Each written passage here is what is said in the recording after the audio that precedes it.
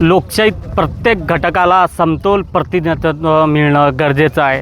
आपल्या भारत देशातनी 86% शेतकरी अल्पभूधारक आहे. मात्र या शेतकऱ्यांचं प्रतिनिधित्व कोणी करत नाही किंवा याचा एकही आमदार सभागृहात दिसत नाही. आपण पाहतो की स्थानिक स्वराज्य संस्थांमधून आमदार निवडून जाते, शिक्षक पदवीधर मतदारसंघातून आमदार निवडल्या जाते, राज्यपाल कोट्यातून आमदार निवडल्या जाते. मात्र यातून एकही शेतकरी आमदार निवडून जात नाही.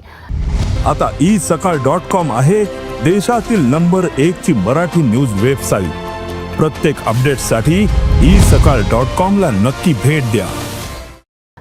आपल्यासोबत या विषयावर बोलण्यासाठी बच्चू कडू आहे. बच्चू कडू सध्या शेतकऱ्यांच्या विषयावर पदयात्रा काढत आहे.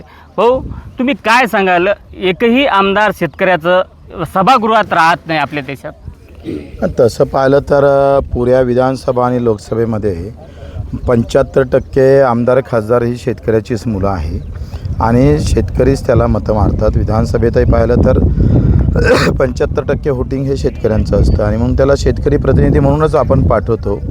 पण जसं म्हणता का विधान परिषदमध्ये जसं शिक्षकाला आमदार आहे, स्वराज्य संस्थेतून एक आमदार जातं आणि राज्यपाल नियुक्त जातो.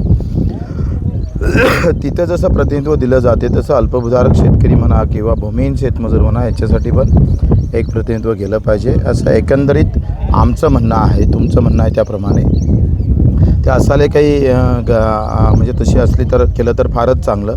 पण मला एक सांगा, आज ग्रामपंचायत पंचायत समितीच्या माध्यमातून आमदार जात नाही, शहरातल्या नगरसेवकाकडून आमदार पाठवण्याची व्यवस्था आहे. शिक्षकांसाठी आमदार पाठवल्या जातं, पण आज सगळ्यात जास्त प्रश्न शिक्षकांचेच आहे. तुम्ही जर पाहिलं तर मला एक मुख्याध्यापक भेटले होते, म्हणजे बच्चू भाऊ मोबाईल सोबत घेऊन झोपावं लागतं आम्हाला. कधी कोणता जिहार निघन आणि कधी काय सांगन, म्हणजे शाळा कधी बंद करायची आणि कधी सुरू करायची हे म्हणजे इतकं साधं ऐकासाठी 8-8 दिवस आम्हाला त्या मोबाईलपाशी झोपलं राहावं लागतं अशी व्यवस्था आहे. सगळ्यात जास्त बेकार व्यवस्था आज शिक्षण क्षेत्रातली झालेली आहे. 6 आमदार असूनसुद्धा या शिक्षण विभागातून पाठवल्यानंतर शिक्षकही आजही 20%, 60%, 40% अशा अवस्थेत आहे. माझं म्हणायचा अर्थ असा आहे का आम्ही जातीचा म्हणून पाठवतो, आम्ही आमचा पेशा आमच्या व्यवसायाचा म्हणून पाठवतो, पण तो तिकडे काय करतं हा मूळ प्रश्न आहे. हे दिव्यांग असणारे आमदार नव्हते काय होते, पण दिव्यांग नसताना आम्ही दिव्यांगाचे प्रश्न टोकापर्यंत नेऊन लढलो आणि त्यांचे प्रश्न सोडण्याचा प्रयत्न केला. तसं तर आम्ही मागणी होती का दिव्यांगाचा एक आमदार असला पाहिजे, तोही अल्पसंख्याक आहे विचारा. त्याचे 3 ते 4 नाही म्हटलं तरी 1 कोटी त्यांचाही संख्या आहे दिव्यांगाची.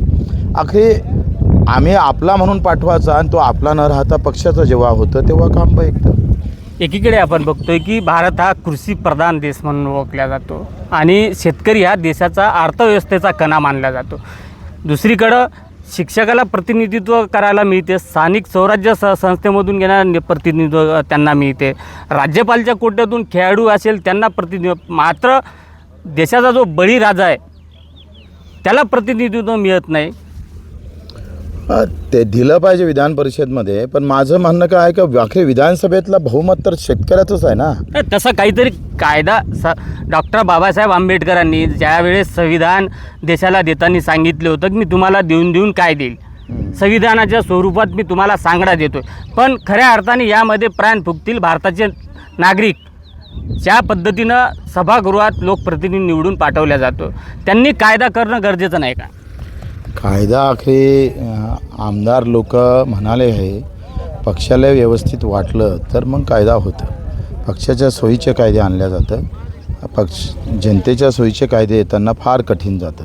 तुम्हाला माहीत आहे, साधा माहितीच्या अधिकारासाठी अण्णा हजारेंना अन्नत्याग आंदोलन करावं लागलं होतं. सोयीच्या कायद्यासाठी आंदोलन आणि पक्षाच्या सोयीच्या कायद्यासाठी मात्र एका मतानं आणि बहुमतानं तो पास होतं. ही जी व्यवस्था आहे, आखरी बाबासाहेबांना काय म्हटलं होतं, लोकांनी लोकांसाठी निवडून दिलेला लोकप्रतिनिधी. आता त्याची व्याख्या बदलली आहे. पक्ष कार्यकर्त्यांनी पक्षाच्या हितासाठी निवडून दिलेला आमदार म्हणजे तो पक्षाचा आमदार, लोकांचा कुठं राहिलेला आहे. आणि अशा सगळ्या अवस्थेमध्ये ही जी विषमता आहे का, एकाकडे विधान परिषदमध्ये शिक्षकांचे आमदार स्थानिक स्वराज्यातून किंवा राज्यपालाचे, तर मुळात तुमचं असं म्हणणं आहे का प्रॉपर शेतकऱ्याचे आमदार. माझं तर म्हणणं आहे का विधानसभेचाच आमदार शेतकऱ्याचा आमदार आहे, त्याला बहुसंख्य शेतकरीच मतदान करतं. तरी ग्रामीण भागाची व्यवस्था का बदलली नाही? शहरापेक्षा आमदार तर खेड्यातले जास्त आहे ना, ग्रामीण भागातून निवडून येतं ना. मग शहराला 2.5 लाखाचं घर भेटतं आणि ग्रामीण भागातल्या लोकांना 1.25 लाखाचं का मिळतं? साधे प्रश्न आहे. म्हणजे ही तुमच्या अस्तित्वाला मोठ्या प्रकारचं आव्हान केलेलं आहे आणि हे नेहमी होत राहतं. साधं पाणीसुद्धा, पिण्याचं पाणी शहरांना 150 लिटर परिवार दिलं जातं आणि गावातल्या लोकांना 50 लिटर देतं, तिथं 150 देतं. हा ज्या गोष्टी आहे ना, याच्यावर आम्हाला बोलतच नाही आहे कोणी, आणि आम्ही बोलतो तर तो आवाज तेवढा मोठा होत नाही. राज्याचे माजी मुख्यमंत्री आणि यवतमाळचे सुपुत्र हरित क्रांतीचे प्रणेते वसंतराव नाईक यांनी असं एक वेळा विधान केलं होतं की जर शेतकरी मोडला तर लोकशाही मोडेल. याकडे कसं बघता? अगदी बरोबर आहे. वसंतरावनी तर खरं तर जे काम केलं ते गाव स्तरावर, म्हणजे शहरीकरणापेक्षा त्यांनी गावाला मजबूतीचं काम केलेलं आहे आणि प्रचंड ताकदीनं. म्हणजे आज जे धरणं मोठे, जायकवाडी असेल किंवा जे धरणं मोठे दिसतं त्याचं देणंच वसंतरावजी आहे. आणि या सगळ्या अवस्थेमध्ये मला असं वाटतं का त्यांना ही जाणीव होती आणि त्यांनी म्हटलं का हा दुष्काळ संपत नाही आणि मी जर संपवला नाही तर मी स्वतः भाष्य घेईन. म्हणजे एका मुख्यमंत्र्यांचं हे वक्तव्य त्यांच्या संवेदना खऱ्या अर्थानं लक्षात येतं का कुठल्या संवेदनाचे आमचे लोक होते, कशा पद्धतीनं ते समोर जायचे, का आपल्या प्राणाची पर्वा न करता हे बोलणं म्हणजे लहान गोष्ट नाही आहे. आणि म्हणूनच रोजगार हमी योजनेचा जो कायदा वसंतरावने आणला तो भूकबडीतून आणलेला आहे, वेदनेतून आलेला आहे.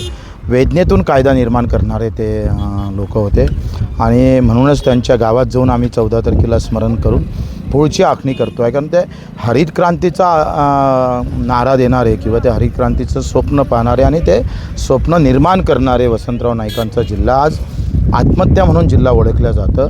हे दुःख आणि हा जो डाग लागलेला आहे हा आम्ही सगळे मिळून पुसला पाहिजे. कारण या शेतकरी आत्महत्याला जबाबदार सिस्टीम आहेत की कास्तकार आहेत? दोनही बाजूनं आहे. काय झालं आहे का शेतकरी एकतर भोला आहे आणि त्याला निवडणुकीत जातीचा जो फंडा असतो, धर्माचा जो फंडा असतो ना, तो त्याला बरोबर व्यवस्थित विभागणी करून टाकतो आहे. आजही आम्ही गेलो तर आता आम्हाला बरेच लोक भेटतं, आम्ही त्यांना ते पाहण्याचा दृष्टिकोन त्यांचे काही माणसाची जात पाहून बदलतं.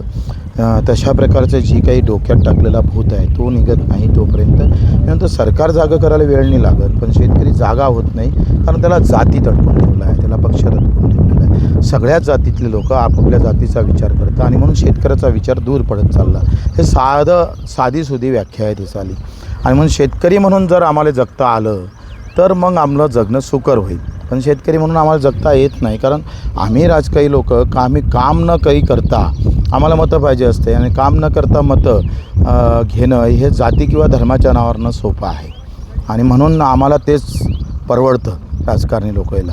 आम्हाला हे वेळेवर बटेंगे तो कटेंगे, वेळेवर फतवा निघतं, ही या देशाच्या लोकशाहीला सगळ्यात मोठं घातक आहे. काय म्हणतं निवडणूक आयोग असा म्हणतं आहे का कुठल्याही निवडणुकीत धर्मप्रचार किंवा धर्माला, देवाला, अल्लाला आणता येणार नाही. मग फतव्या कायचं प्रतीक आहे, बटेंगे तो कटेंगेचं कशाचं प्रतीक आहे? तर याच्यातून लोकशाही खिळखिळ करण्याचा व्यवस्थित प्रयत्न झाला. ही व्यवस्था लुटणारी व्यवस्था निर्माण केलेली आहे. 75व्या वर्षामध्ये काय बदललं तर हे बदललं का स्वतः परंपरेनं मच्छीमार करणारा मासेमार आता त्याचा नौकर म्हणून जगतो, तो मालक म्हणून होता. शेतकरी आज मालक म्हणून जगत होता, त्याला तुम्ही नौकर करून टाकलं, तो गुलामीत नेण्याचा प्रयत्न केलेला आहे. बदल काय झाला मला सांगा ना, एक तरी चांगला बदल आम्हाला सांगावं. सोन्याच्या भावात असणारा कापूस, पिवळं सोनं आणि पांढरं सोनं असं म्हणायचं. आज सोनं कुठं गेलं आणि शिक्षकांचा पगार कुठं गेला आणि त्या तुलनेत कापूस कुठं राहिला. तर ही जी बदल झालेला आहे हा लुटीचा बदल आहे, लुटीतून झालेला बदल आहे. कसं आहे, तुम्ही जरी आत्ता असले तर तुमच्यापेक्षा बलाढ्य लोकाला तुम्ही काही बोलणार नाही, पण लहान आला तर बोलल्याशिवाय राहणार नाही. ही मानसिकता आहे आणि ही नॅचरल मानसिकता शेतकऱ्याला खतम करण्याच्या सिगेवर पोचला आहे. का साधा मराठीच्या मुद्द्यावर आव्हान केलं आणि आंदोलन करतो म्हटलं तर GR मागं होतं. शेतकरी मरते रोज तरी त्याच्यावर विचार होत नाही. म्हणजे सत्तेतल्या लोकांना शेतकऱ्याच्या बाजूनं बोलायचं नाही, विरोधात काम करायचं आणि सत्ता नसताना शेतकऱ्याच्या बाजूनं बोलायचं, पुन्हा सत्तेत जायचं, पुन्हा आज जो या बोटावरचा तुका त्या बोटावर, ही जी परिस्थिती आहे ही मोठी केवळवाणी आहे आणि त्याच्यामुळे शेतकरी मरत आहे. 2014च्या पूर्वी काँग्रेसची सत्ता होती आणि त्याआधी जर कदाचित जिल्ह्यामध्ये कुठे आत्महत्या झाली तर त्यांचे नेते असतील, मंत्री असतील, लोकप्रतिनिधी असतील, त्यांच्या घरी जाऊन त्या पीडित कुटुंबियांचं संतावन केलं जात होतं. मात्र त्यानंतर शेतकरी आत्महत्या झाल्याच्या नंतर कोणी कोणाच्या घरी भेट देत नाही, त्याची खबरसुद्धा कोणाला माहीत होत नाही. नेमका हा प्रकार कसा आहे? कसं आहे, आखरी संवेदनाच बोथड झालेले आहे. जो रोज मरतं त्याला कोण पाहतं अशी एक अवस्था आहे. आणि मला वाटते जनावरापेक्षा वाईट परिस्थिती आहे. गावात एखादं कुत्रं मांजर मेलं तरी ते वास येते आणि त्याच्यानं ते उचलून फेकतं. पण शेतकऱ्याची अवस्था अशी आहे का त्याचा ना सुगंध आहे, ना त्याचा काही आवाज आहे, ना त्याचं काही अस्तित्व आहे. संपलेलं आहे, एकंदरीत अस्तित्वच संपलेलं आहे. शेतकरी म्हणून राहिलं तरी कोणी राष्ट्रवादीचा, कोणी भाजपचा, कोणी शिवसेनेचा, कोणी बच्चू कडूचा, कोणी अधिक कोणाचा, असा शेतकरी जो निर्माण झालेला आहे. त्याच्यात राजकीय लोक यशस्वी झाले. त्याचं हे कारण आहे. कारण तुम्ही सांगा 28 लोक काश्मीरला मरण पावले, ते वाईटच झालं. पण तिथला सिंदूर पुसण्यासाठी आम्ही जिल्ह्यात यात्रा काढतो आहे. पण लाख लोकांचं सिंदूर पुसल्या गेलं मायमावलीचं. त्याच्यासाठी आम्हाला काहीच वाटत नाही. एक कायदा तरी आणला का हो केंद्रामध्ये?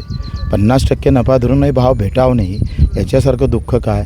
उद्याचे सोयाबीनचे भाव निघाल्यानंतर सोयाबीन किंवा कापूस निघाल्यावर त्याचे भाव काही राहीन मला नाही सांगता येत आणि तुम्हाला पण सांगता येत नाही.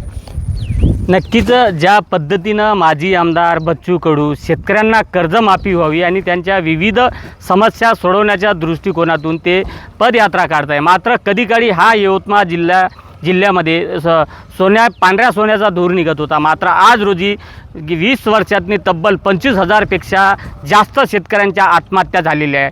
या गंभीर विषयाकडे सरकार लक्ष देईल का, हा खरा प्रश्न निर्माण होतोय. संजय राठोड, साम टीव्ही न्यूज, यवतमाळ. देश विदेशातील प्रत्येक घडामोडींचे लाईव्ह अपडेट मिळवण्यासाठी आता साम टीव्हीच्या सर्व सोशल मीडिया प्लॅटफॉर्मला लाईक, फॉलो आणि सबस्क्राईब करा. तसंच सर्व नोटिफिकेशनसाठी बेल आयकॉन प्रेस करायला विसरू नका.